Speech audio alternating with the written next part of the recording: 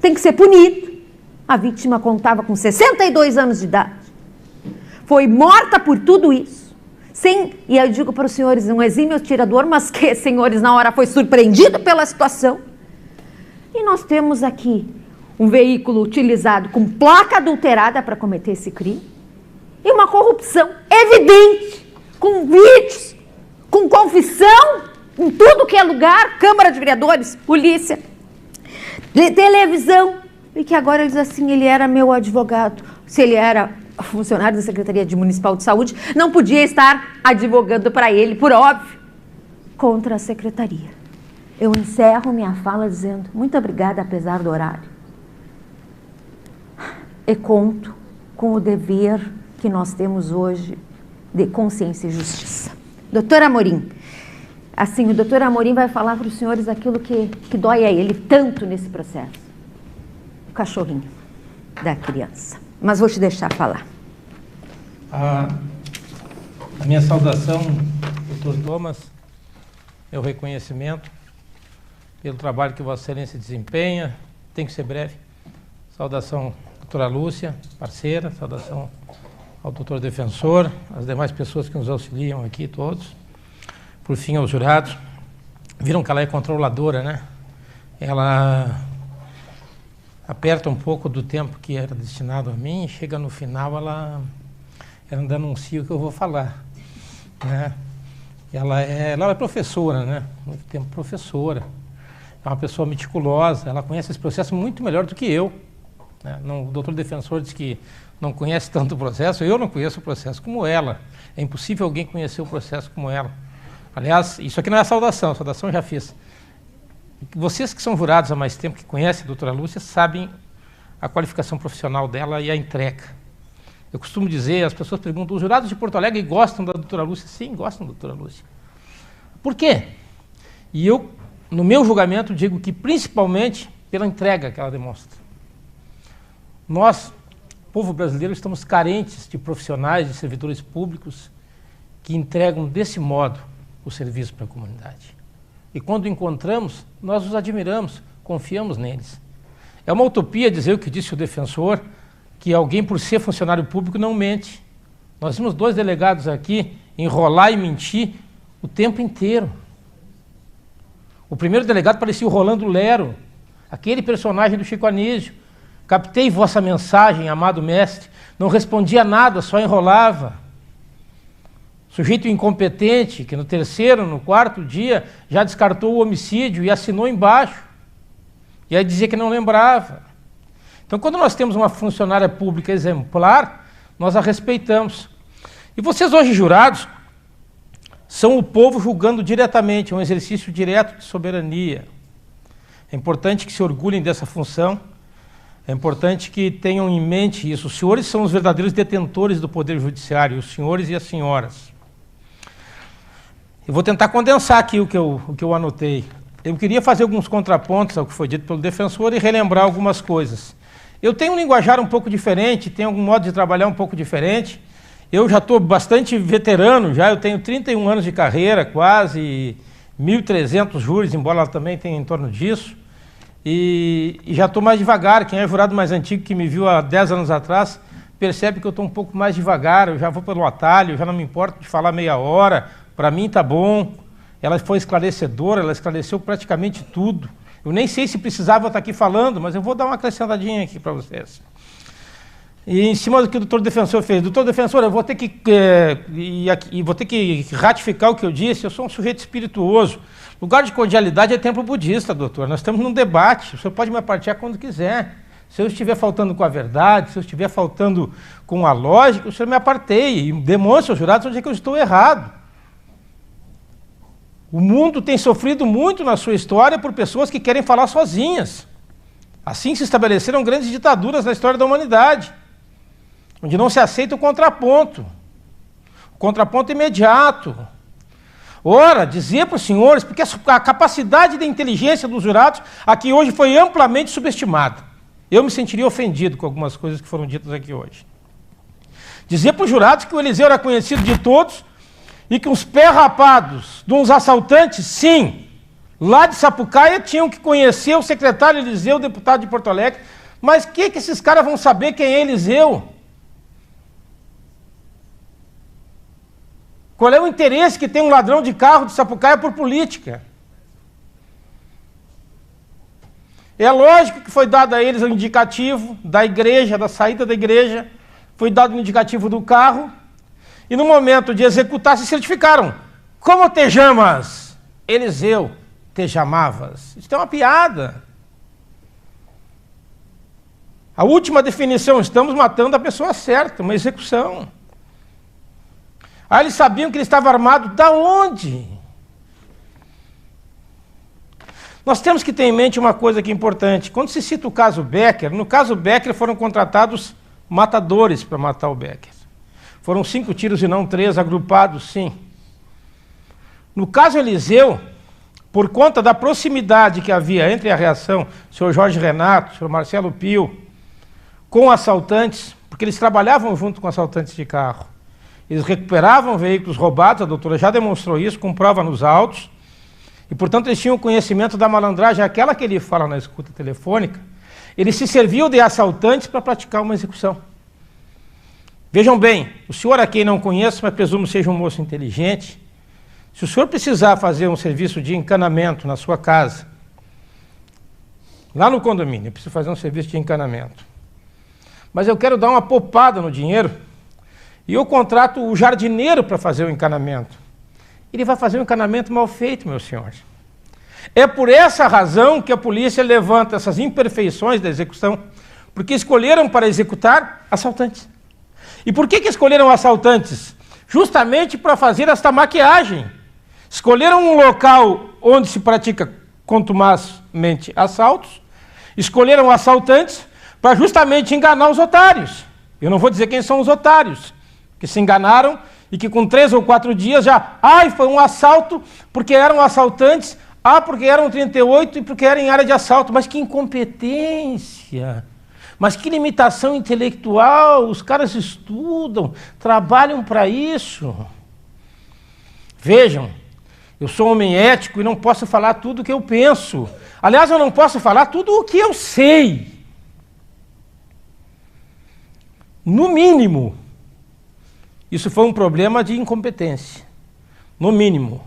Fato é, e eu saio um pouco do meu roteiro para lembrar, naquelas perguntas que foram feitas naquele papel que o doutor defensor expôs aqui, que esse dinheiro da propina, segundo constou na prova que a doutora Lúcia analisou aqui, era destinado ao caixa 2 do PTB, ponto. Ninguém falou isso, agora eu vou falar. Era destinado ao caixa 2 de um partido político no ano de eleição. E o delegado que coordenava o DEIC, que coordenou essa investigação, mais tarde veio a ser secretário de Segurança e vice-governador do Estado pelo PTB. Mas claro, meu senhor, isso é só uma coincidência.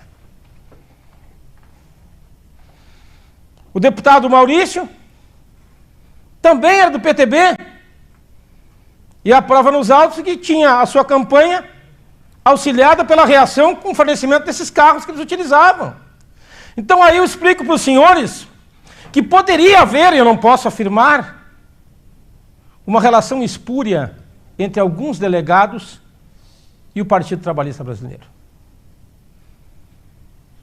E aí nós podemos encontrar uma razão, se isso estivesse comprovado. E eu não estou afirmando, porque presumo que sejam todos honrados, para que a polícia tão apressadamente tenha dito que foi um latrocínio, e como disse a doutora Lúcia, evitamos qualquer discussão política, preservamos o partido, preservamos eventuais delegados que estivessem vinculados ao partido, que mais tarde acabaram entrando na política, e preservamos a todos, e metemos um latrocínio e condenamos os ladrões. Isso não é uma peça de ficção. Isso é uma peça de lógica.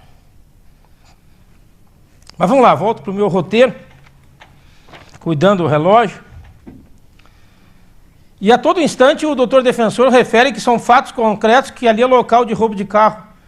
Tá, cara pálida? Se alguém praticar um crime na zona do Meretrício, vai ser sexo, não vai ser homicídio. Porque foi praticado numa zona onde se pratica sexo. Se praticar um crime dentro de uma ciclovia, vai ser um acidente de trânsito com a bicicleta. Por que alguém não pode matar numa área onde tem roubo de carro? Por que alguém não pode matar com um 38 sim e a vítima morreu?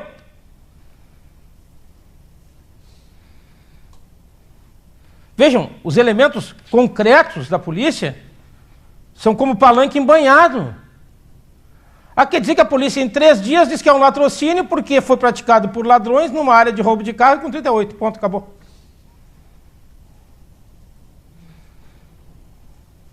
E essa é toda a sustentação da defesa. Em cima do depoimento dos delegados. Que vocês viram o depoimento dos delegados. Evasivos, subterfúgios. A propósito, todos muito bem, né? Um no grupamento de operações especiais, que é um grupamento de destaque. O outro cogitado para ser secretário de Estado. E o outro governador de Estado. Enquanto o Silvio Edmundo, que como nós, doutora Lúcia, ousou nadar contra a corrente, foi execrado. Não é o primeiro da história da humanidade que é execrado por ser honesto.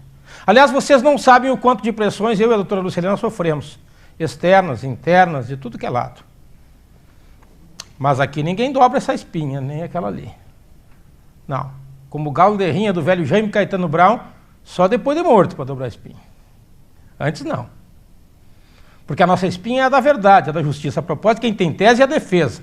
O Ministério Público não tem tese, o Ministério Público tem a verdade demonstrada nos autos, demonstrada dentro do processo. O que pretendia o MP, a certa altura, faz a pergunta o nobre defensor. O que pretendia o MP? O óbvio que sempre pretende o MP, os jurados mais antigos conhecem, e os que são novos vão passar a conhecer. Pretende a verdade, pretende a justiça, pretende o justo. Tanto pretende o justo que o doutor Marcelo Ribeiro, não tendo todos os elementos, num primeiro momento, entendeu que a acusação não era pertinente. E ele próprio disse isso. Olha, eu fiz essa análise em cima dos documentos que a defesa me trouxe. Vocês viram o depoimento dele na tela. Inclusive, ele terminou o depoimento dizendo para nós assim, sorte na acusação. Como é que alguém que diz que a acusação era um filme de ficção desejaria a sorte? Não é contraditório? É porque ele próprio se convenceu que com os elementos que aportaram depois nos autos, essa prova toda que a doutora Lucilena trouxe aqui, que ele não tinha, o caso é de condenação. Por isso que ele deseja sorte a nós. Foi promotor de 18 anos aqui.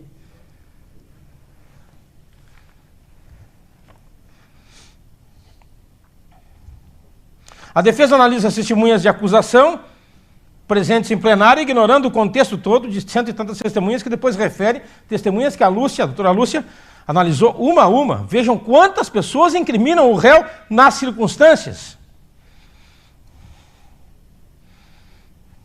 Quando a defesa refere que havia um montante maior no que diz respeito a solos, eu entrei num parafuso intelectual aqui, numa disfunção de conhecimento. Para aí. Mas a defesa não está dizendo que é um latrocínio? Quer dizer, então, que a defesa diz assim, é um latrocínio, mas se não for um latrocínio, quem mandou matar foi o pessoal da Solos. Tem alguma prova nos autos, doutor, de que o pessoal da Solos tem algum envolvimento com ladrões de carro? Tem alguma prova nos autos que o pessoal da Solos andou ameaçando o senhor Eliseu? Bota aí de novo a entrevista da Record. Por favor. Eu vou botar de novo. Às vezes eu preciso repetir, eu sei que vocês estão cansados. Eu sei que nós talvez estejamos sendo um tanto cruéis, mas é um trabalho necessário. Eliseu... Vamos analisar de novo com muita calma essa entrevista. É o morto depondo. Ele vai dizer quem é que o ameaçava, não o advogado. Record Rio Grande do Sul, participando do programa Balanço Geral. Na ocasião, ele revelou ter recebido ameaças de morte. Tudo porque garantia ter provas contra a empresa Reação, que supostamente teria pago propina para manter contrato com a... Empresa Reação. Não é empresa Solos. Não tem nada a ver com a Solos. O morto, evidentemente que antes de morrer, nós não temos aqui uma psicografia, está dizendo quem o ameaçava. Pode continuar. Prefeitura de Porto Alegre. Eu recebi ameaça de morte. Sexta-feira eu saio para levar minha filha para o colégio, para 2 motoqueiros do lado, faz sinal para mim e diz, olha, tu tá nos perseguindo, nós vamos te matar. Tá, tu tá nos perseguindo, nós vamos te matar. Alguma dúvida ainda? Podemos ser tão cegos. Quando é, minha querida jurada, minha caríssima jurada, meus nobres jurados, meus queridos jurados, quando é que vocês, com tanta experiência no júri, alguns de vocês, tiveram em plenário a vítima, o morto depondo? O morto dizendo que ele ameaçava. O morto dizendo quem tinha interesse na sua morte e o morto dizendo por que tinha um interesse na sua morte. O que falta? Ora, meu querido doutor Cassius, e agora lembrei que o senhor tem o nome de um lutador, não deveria se abster do combate. O senhor quer uma filmagem da reunião onde foi mandado matar a vítima? Quem sabe o senhor quer um contrato escrito? Quem sabe o senhor quereria que o seu Renato e o seu Marcelo celebrassem este contrato de morte da vítima na Praça da Matriz, na esquina democrática, ao olhar de testemunhas? É subestimar a inteligência dos jurados, é subestimar demais a inteligência das senhoras e dos senhores a esta hora da madrugada. É óbvio que os crimes de mando não têm prova direta, nunca terão. Se é assim, nós nunca vamos condenar mandantes. Porque nós nunca temos prova direta de crime de mando e escuta telefônica não foi feita neste processo. Foi feita nas outras questões referentes ao roubo de carro, não diretamente em relação ao Jorge, de modo que também não teria ele confessando o que ele não faria por telefone.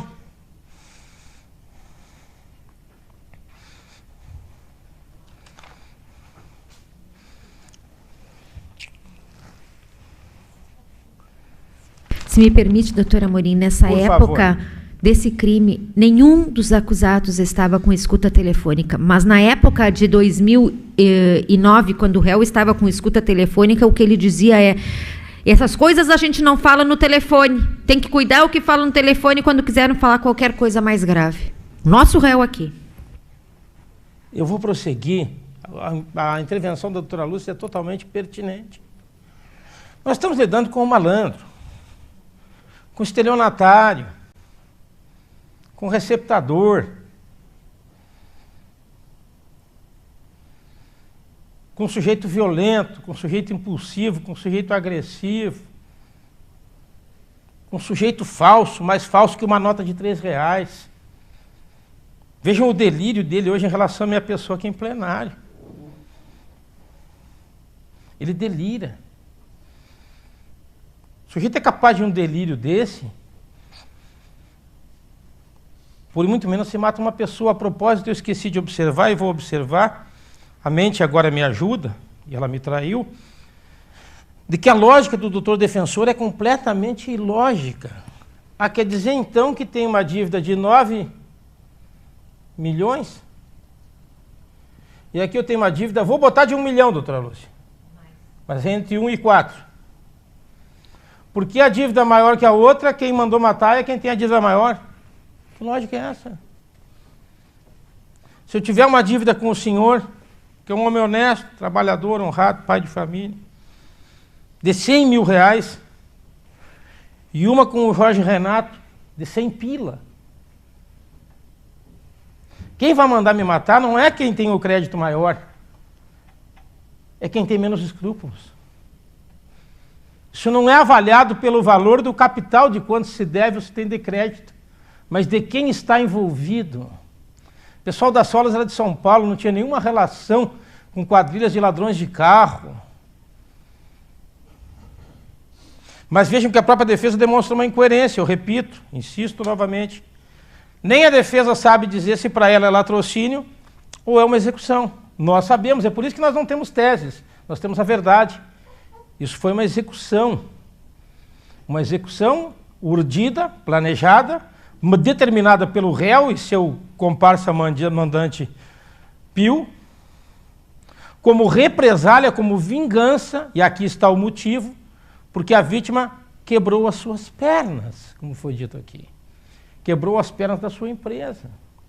É por essa razão que esse aqui foi citado o parecer do Dr. Marcelo Ribeiro, eu também cito, doutor defensor, que 3 réus já foram condenados por homicídio aqui nesse processo, por jurados iguais aos senhores.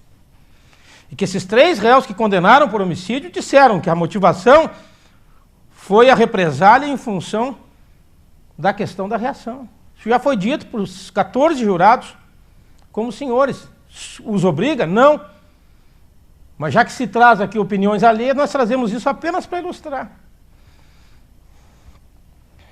Bueno. Então nós tivemos um contrato encerrado por irregularidades, comprovado. A doutora Lúcia expôs isso aqui. Um crédito enorme que ele teria e que eles teriam que não foi satisfeito. Corrupção comprovada, tem vídeo. O cara recebeu um telefone e botou embaixo do braço, ele que entregou, quer negar. Ameaças ao secretário, comprovadas por testemunhas várias e pelo próprio secretário depondo. Vem um caminho da prova indiciária. Envolvimento da reação e do seu Jorge Renato com ladrões de carro, comprovado. Esta é a linha lógica. Não é a linha da presunção, porque é 38, não pode ser homicídio. A dinâmica do fato, que a defesa ignora, que se fosse um assalto, eles não permitiam, não ficariam esperando que a criatura colocasse a mulher e a filha dentro, inclusive colocasse o cinto de segurança. Porque isso daria mais trabalho a eles na fuga. Não foi dado voz de assalto. Não foi aberta a porta do carro, alguns de vocês talvez já tenham sido assaltados, todos nós sabemos como funciona. Perdeu, sai, dá a chave. Não.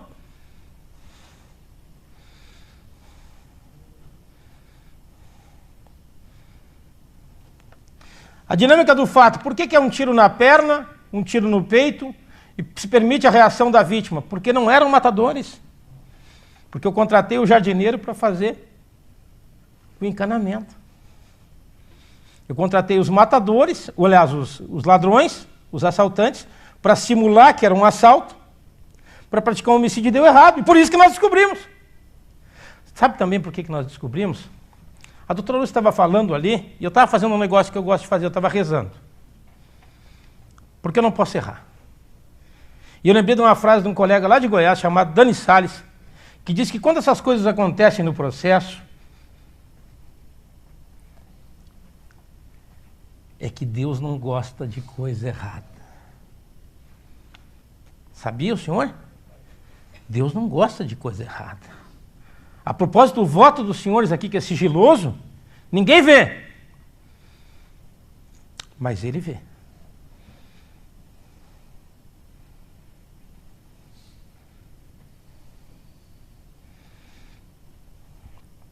Então, por isso é que houve essas imperfeições na execução, que, no mínimo, enganaram facilmente a autoridade policial e rapidamente a autoridade policial. Eu não sei se chovo no molhado, eu tenho a impressão que vocês já têm uma solução para esse processo, mesmo antes de nós começarmos a falar. Porque eu não subestimo a inteligência dos senhores e das senhoras. Eu creio que os senhores já têm uma opinião formada antes de começarem as falas. Creio. Como é uma crença e nós temos que esgotar o nosso trabalho, eu preciso falar. Doutor, 10 minutos. 10 minutos e 9 segundos. Agora eu fui o perfeccionista aqui. Nós temos as ligações comprovadas do Renato e do Marcelo Pio tentando forjar um álibi. Nós temos a mãe de santo dizendo que ele ligou, sim. A mulher dele dizendo que ele ligou, sim. Nós temos a pasta do CIOSP denunciando a questão da reação na noite do crime, que o delegado desconsiderou. Nós temos o dossiê que o velhinho lá, o Aleixo, entregou, que o delegado desconsiderou. Nós temos um HD que foi corrompido. Sabe-se lá como? Quantas coincidências aconteceram nas delegacias de polícia. Nós temos o histórico de ameaça, a questão da recuperação de veículos. Preciso ir mais adiante? Não. Senhores jurados, quando forem votados os quesitos, senhor, vão lhe fazer perguntas, o senhor vai receber uma cédula sim, uma cédula não. O senhor dá a resposta na urna para o oficial de justiça que passar na frente. E na segunda urna o senhor bota o voto descartável, o juiz vai explicar isso. Os senhores têm que votar sim a todos os quesitos. Quando o juiz disser sim como promotor, não com a defesa, vota em sim. Vota em não apenas a um quesito. O jurado absolve o acusado. Esse quesito tem que ser votado não. Porque não pode ser absolvido. Seria uma injustiça muito grande. Repercutiria terrivelmente, ao menos para mim, como promotor de justiça, não como pessoa. Minha vida continua amanhã. Eu não vou ter tempo de explicar os quesitos, mas dou essa explicação. Digam não apenas ao quesito da absolvição genérica. Por favor, mostre as fotos do senhor Eliseu ao solo. Vocês estão vendo o réu aqui que diz que a mulher está com câncer, etc., mas que dava um pau na mulher. Esta é a imagem da vítima, esse é o local do fato. Vai passando devagar. O corolla, a mancha de sangue. Vai, calma, calma, calma. Mais em cima dessa. Tá, vai descendo. Vai descendo. Mais. Ali o corpo da vítima próximo da porta do carro. Mais um pouco. Aqui está ele, deixa essa foto. Esta é a imagem do que aconteceu. Aqui jaz Eliseu Santos, secretário de Saúde de Porto Alegre, deputado, vice-prefeito. Mas aqui jaz também a luta contra a corrupção. Aqui jaz um homem que tentou se interpor contra a corrupção instalada no Estado. A corrupção, senhor, que mata pessoas na fila do posto de saúde. A corrupção, meu senhor, que faz falta na segurança pública quando uma menina vai sair da escola à noite e quer chegar em casa com segurança com uma iluminação pública que talvez falte. A corrupção, senhoras, que faz falta numa educação pública, para que nós não precisamos ter tantos bandidos, muitas vezes também levados a tanto por essa questão. Aqui jaz o combate à corrupção. E aqui jaz também um pai. Aqui se falou em família, mas se esquece das dores eternas. Aqui não é a mulher do réu que ele batia nela. Aqui não é a filha que não fala mais com ele porque ele batia na mãe. Aqui é alguém que deixou, entre outros filhos, uma menina de 5, 6, 7 anos, que depois passou a desenhar a família em preto e branca, sem colocar o pai e colocando o cachorrinho no lugar do pai. O cachorrinho que o pai lhe dera pouco antes de morrer. Cachorro, o fiel amigo, o companheiro, como era o seu pai. E eu peço nesse final que façam um exercício. Cada um dos senhores pense e das senhoras pense no seu pai. Eu tenho filhas mulheres. E sei da relação do pai com a mulher, com a filha mulher. Viajem e lembrem de cada brincadeira, de cada presença importante, de cada carinho, de cada ensinamento, de cada banho de chuva, que vejo. Algumas lembram de um pai que não existe mais. Algumas lembram de um pai que dariam tudo para ter de volta. Ou os senhores, por que não? Eu perdi o meu há 12 anos. Meu herói, meu exemplo de vida.